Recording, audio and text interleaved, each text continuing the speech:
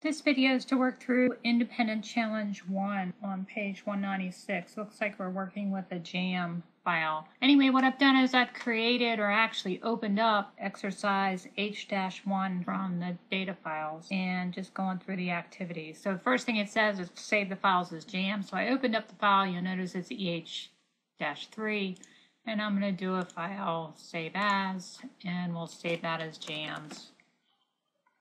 So for the next step, it talks about customizing a filter to generate a list of jams. So what we're going to do here is click on your down arrow on quantity, and notice you have number by filters, and you can select greater than, and it says 20. So greater than 20, and that should do that. So let's hit OK.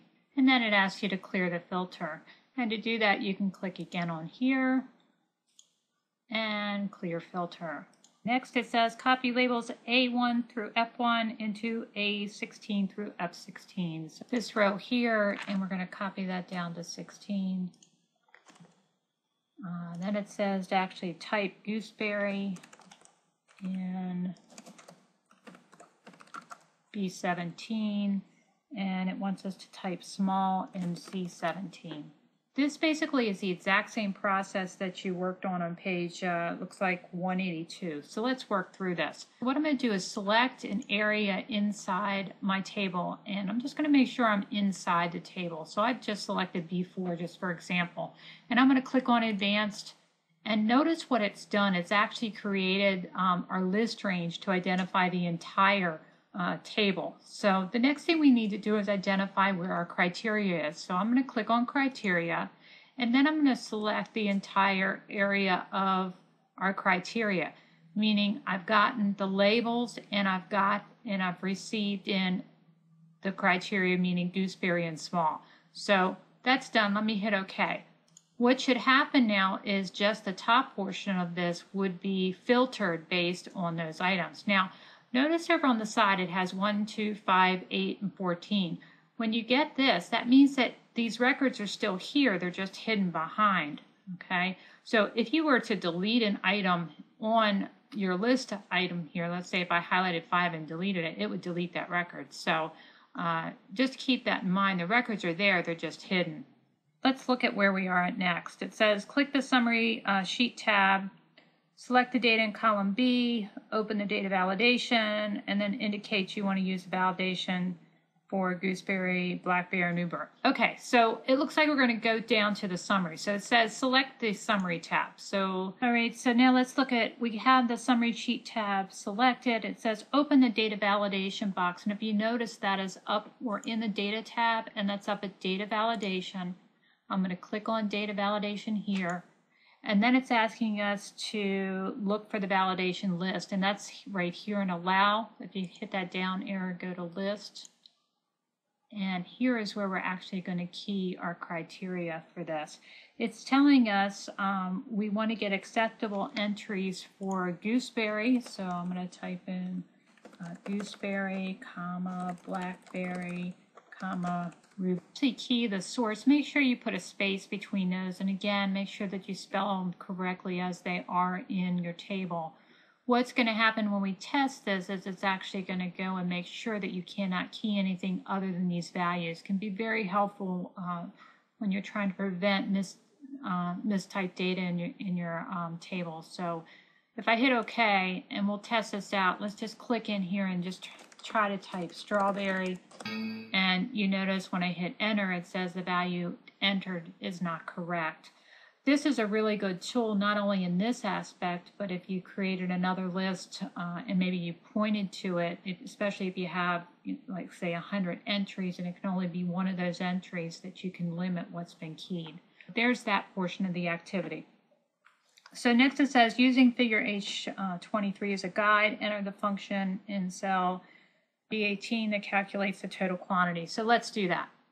And it says to go to G18, and they want us to insert a dsum function. So to do that, we click on G18. I'm going to go to insert.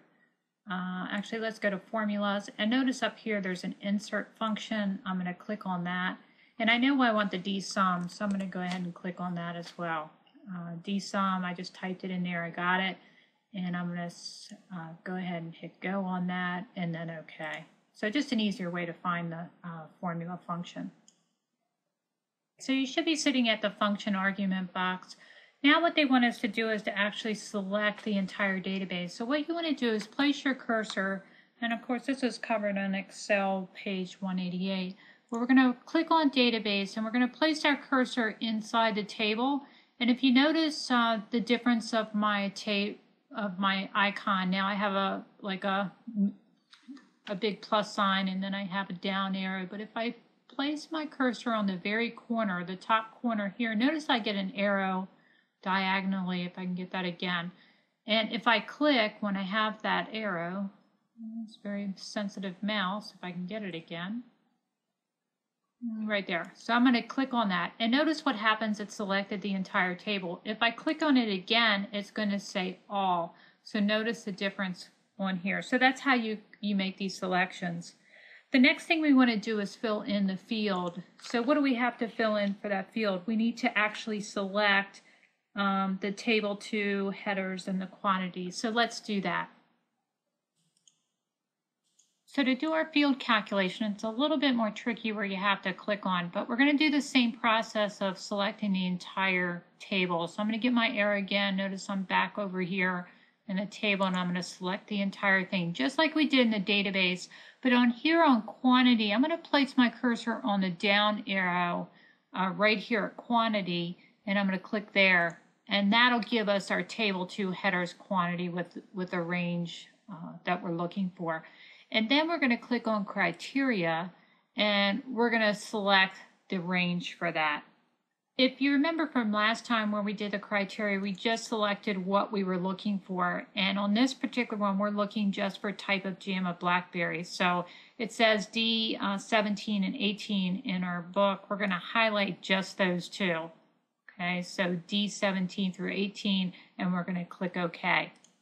And that will finish up section G of this. So for the next portion of the exercise, it's asking us to filter based on the type of jam. Going to do it in ascending order. So let's click on type of jam, and ascending order, of course, would be A to Z. So we'll go ahead and click on there. And notice it's now done it in alphabetical order. So now that we have it all set up so that we're back to a range of data, we're going to go ahead and do a sort and add our subtotals. Now, I actually had to go through and outline what this H was asking us for. So they're looking for us to do 2 types of sorts. So if you remember from your exercise in the text, go ahead and click on sort here. So click on sort, and it's asking us what to sort by. And it's first asking us to sort by jam. So we're going to say type of jam, and we're going to add a level. And it also wants us to sort by quantity. So we're going to go ahead and select quantity. All right, and that looks good. Smallest to largest, type is A to Z, that would be ascending, so we're good there. Sort set, let's click OK. Now we want to add the subtotals. So here we're going to stay where we are inside the grouping, and I'm going to click on subtotals. And let's look at what we're doing. This is set for jam label, but we don't want jam label, we want type of jam. So I'm going to change that to type of jam. And we want to sum, and I only want to see the totals. I don't want to see anything else. I think we're good there. So let's click OK. And what you're only getting now are the totals here. Now, we can actually just show the subtotals, and that's up here, hide detail and show detail. If I hide the detail, what happens? It just gives me the total, doesn't it? Okay, and notice I was selected in there. I was in here and I hit hide detail, and I click here and I hit hide detail. Okay, it's all done with these minus and pluses up here. If I click on the plus, it'll show me the detail, just like if you were expanding your list. So that's basically how that works. I hope this helped. Try the advanced item on your own. It's conditional formatting, and see if you can work through that part.